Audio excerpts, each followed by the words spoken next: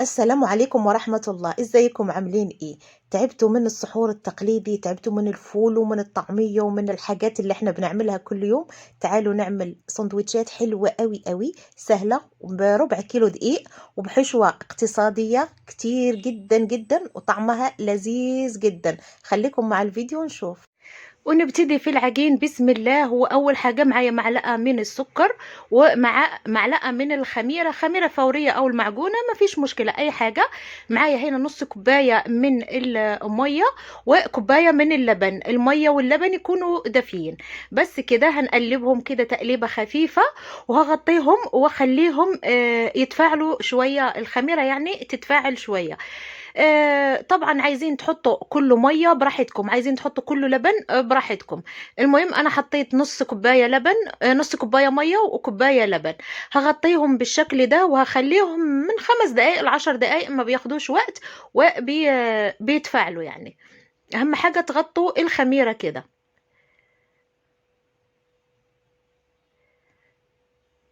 هنا بعد ما اتفعلت معايا الخميره خلاص اهو، بصوا عملت فرقعات من فوق. هنبتدي نحط هنا معايا 500 جرام دقيق. طبعا قللوا كتروا براحتكم. انا هنا عملت 500 جرام دقيق لان هعمل بيها وصفتين. وحطيت هنا معلقتين من الزيت، زيت عاديه، وشويه ملح يعني على حسب الرغبه. هنا معلقه صغيره مش مليانه. وهعجنها، طبعا يعجنوا بايديكم، عجنوا بالعجين براحتكم. فانا قلت هسهل عليا، عملتها المضرب ده. بس كده هخليها تتعجن. بصوا الميه عندي تقريبا 200 ملي ميه، من 200 230 ملي ميه.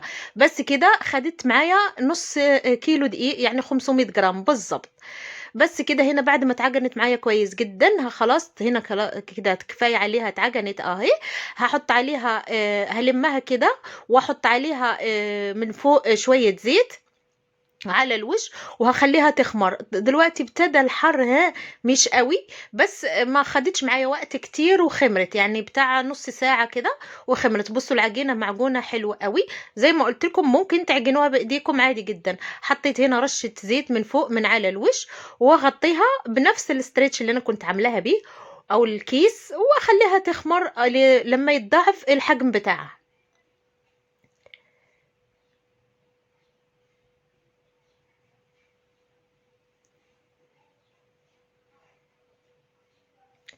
هنا بعد ما خمرت اهو، بصوا الحجم بتاعها اتضاعف ازاي.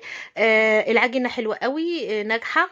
هبتدي اخدها وابتدي اعملها كور. انا هعملها كورتين بس، يعني انا عايزه اعمل منها وصفتين، فهقسمها على 2.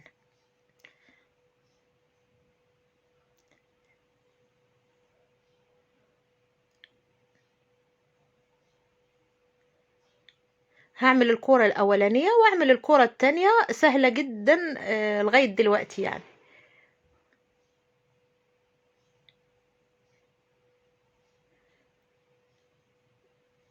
كنت هلوها في الاستريتش، قلت لا ما هي لسه هتخمر هتبوظ مني، فرحت جايبه طبق وحطها فيها وغطيتها بالاستريتش وسبتها على جنب. هاخد اول كوره كده هعمل بيها السندوتشات الاولانيين.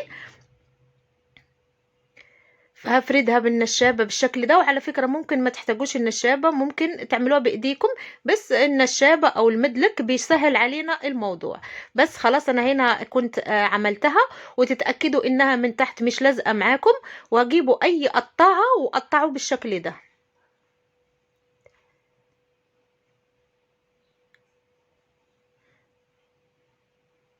طبعا انا بديكم بس افكار، وانتم ممكن تفننوا وتبدعوا اكتر من كده بكتير وتحطوا اكتر من كده بكتير. خلاص هنا هنشيل العجينة الزوائد دي. وهوريكم انا العجينة مش هخليها مدورة كده، هوريكم هعمل فيها ايه. طبعا العجينة دي اللي بتتفيض مننا بنعجنها تاني. باخد العجينة ومطها بالشكل ده عشان تبقى معايا اوفال، او تبقى معايا طويلة شوية بالشكل ده، عشان نحصل عليها كده مطولة بالشكل ده. خلاص خليتهم على جنب، مفيش فيش 5 دقايق هكون حاطه الزيت على النار. اول ما اشوفه سخن احط فيه شويه عجين، اول ما احطها وتطلع خلاص كده هو ده اللي احنا عايزينه. هنبتدي نحط العجينه بتاعتنا. طبعا الزيت مش لازم يكون سخن قوي عشان مش نحطها وتتلسع مننا وما تستويش من جوه. يعني بالشكل ده اول ما نحط العجينه تطلع فوق كده خلاص هنحط العجينه بتاعتنا ونبتدي نرش عليها كده بالزيت في اول مره بس. هي بعد كده هتبتدي اول ما بتحطوها بتتنفخ على طول، بترشوا الزيت كده لغايه ما تتنفخ معانا. طبعا انا عيش البالون ده عاملاه معاكم قبل كده كتير، مش عارفه مرتين ولا 3، بس كنت عامله فيه السمسم من على الوش، هنا من غير سمسم. حبينا نعمله كده من غير ولا اي حاجه.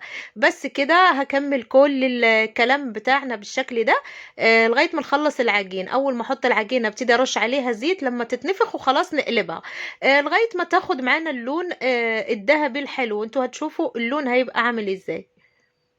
وصراحة ما بتاخدش وقت في الخبيز بتاعها، بتتحمر بسرعة. وتاني حاجة ما تشربش زيت، يعني ما تخافوش منها لما تشيلوها من على الزيت ما بتكونش شاربة زيت خالص. بصوا اهي ابتدت تتحمر في ثواني، ابتدت تتحمر. خلوا بالكم منها ما تسيبوهاش يعني وتروحوا تعملوا اي حاجة، لا بتتحمر بسرعة لان فيها سكر فما بتاخدش وقت.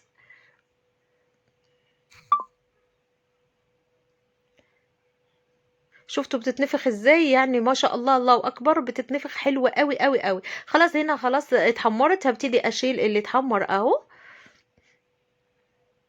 وزي ما قلت لكم انا حطيتها على مناديل بس هي ما بتشربش زيت، يعني اول ما بتشيلوها ما تلاقوهاش شاربة زيت. خلاص انا هكمل كل الكمية ونرجع.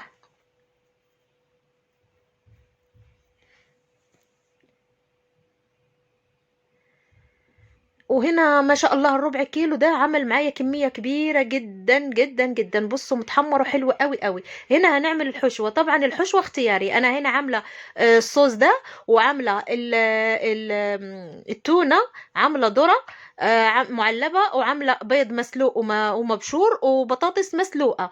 وهنا كنت ناسية زيتون هجيبه واحطه في الاخر. فالحشوة دي لكم الاختيار، حطوا فراخ، حطوا لحمة مفرومة، حطوا براحتكم اي حشوه، ممكن خضار بس براحتكم.